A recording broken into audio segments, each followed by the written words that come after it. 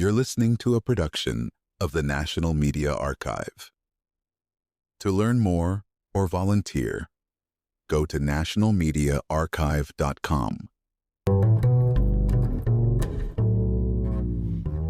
Have you ever wondered why some people achieve legendary success while others with similar intelligence and resources simply don't make the same impact?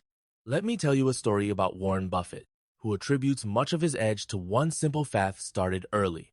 At just 7, he found himself surrounded by investment books at his father's office.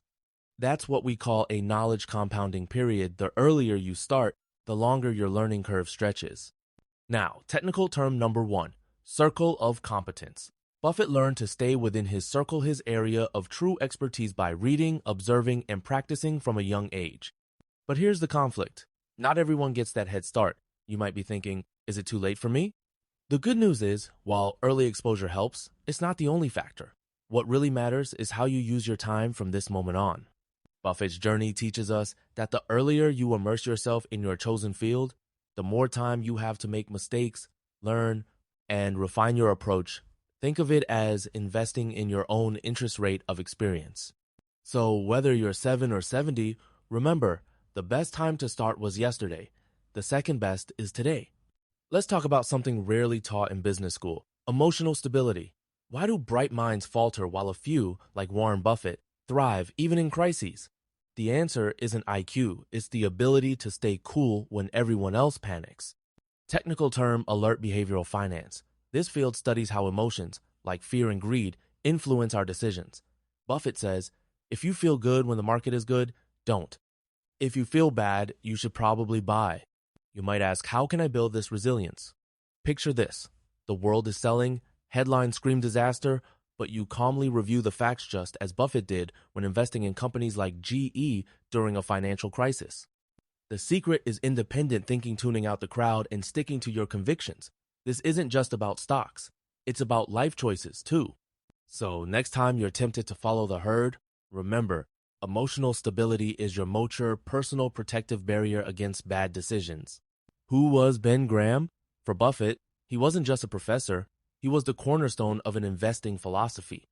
Let's break down 2 technical gems Graham gave Buffett: margin of safety and intrinsic value. Graham taught not to see stocks as ticking numbers, but as slices of real businesses. Imagine owning part of your local coffee shop instead of just playing a numbers game. That shift is critical. You might be thinking, do I need a mentor to succeed? The conflict is, many try to go it alone. But wisdom is often passed down, like learning not to drive a 900-pound truck over a 10-0-pound bridge. Play it safe, build in a cushion for error. Resolution comes when you internalize these lessons, using them as your compass during uncertainty. So, ask yourself, whose teachings are guiding your decisions? And are you looking beyond the numbers to the business beneath? Let's pivot to the creative world. Why do some artists endure while others fade? Jay-Z's story reveals a universal truth. Authenticity matters more than trends.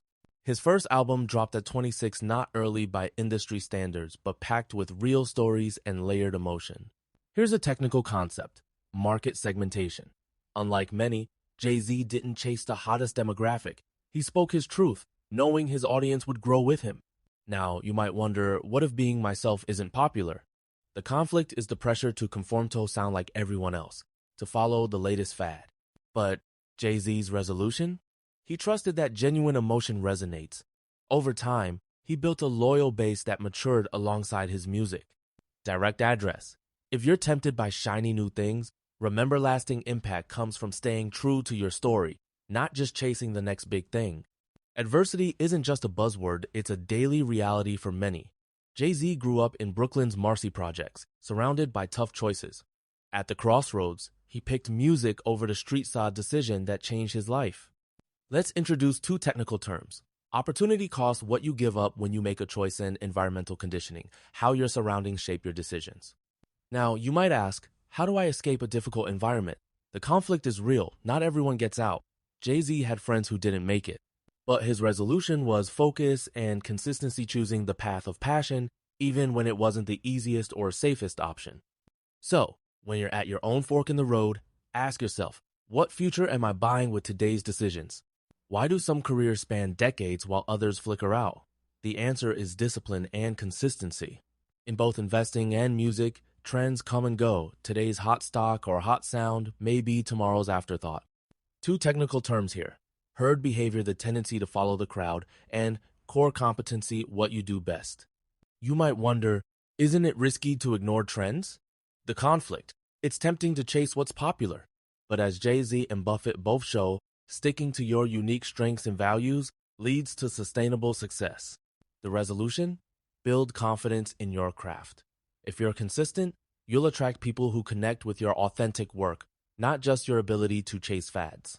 So the next time you see a shiny new thing, remember longevity is built on discipline, not distraction. Let's talk business acumen. Jay-Z once said, "The greatest trick in music was convincing artists you can't make money."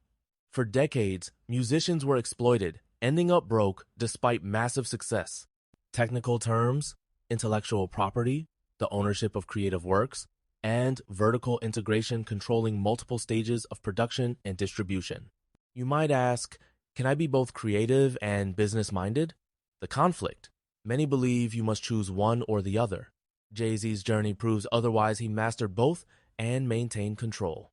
By starting his own label and company, he ensured his art and earnings stayed his.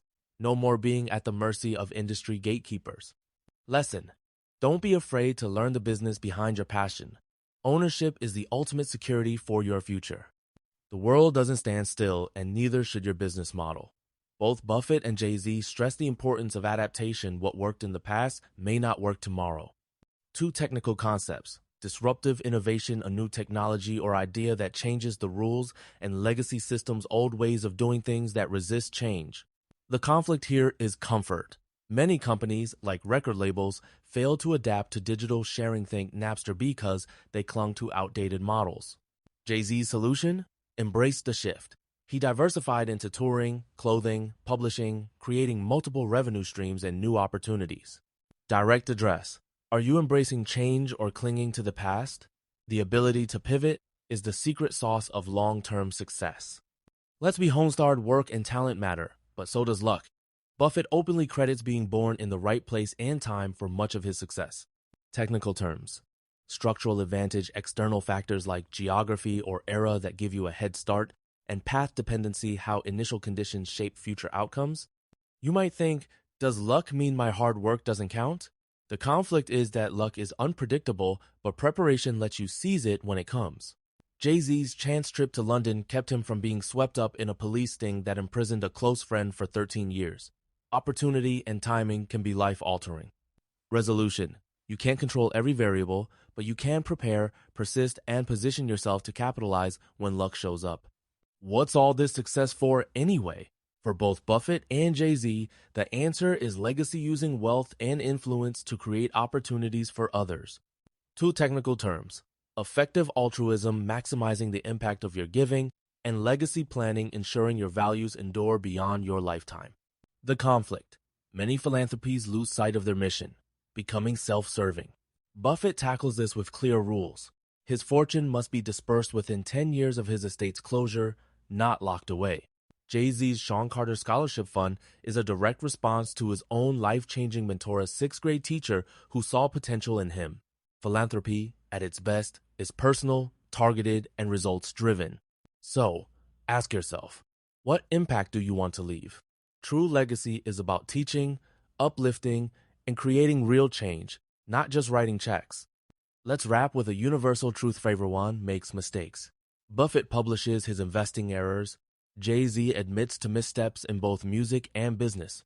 Why? Because owning your faults is the foundation of real progress. Technical terms: post-mortem analysis, reviewing failures to find lessons, and growth mindset, believing abilities can improve with effort.